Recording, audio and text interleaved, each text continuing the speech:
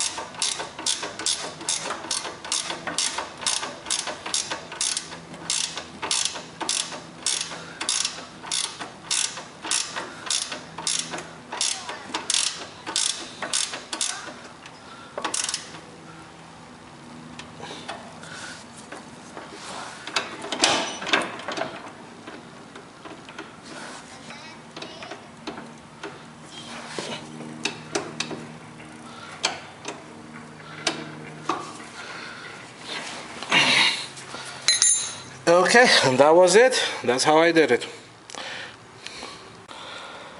And this is just to show you what the old bushing looked like. They were all broken and worn out and had too much play in it.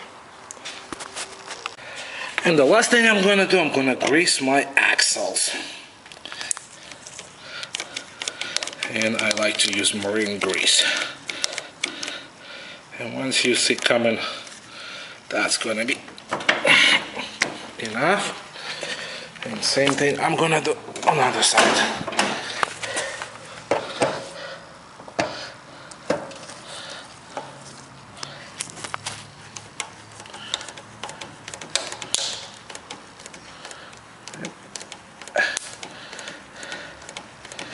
And that's enough.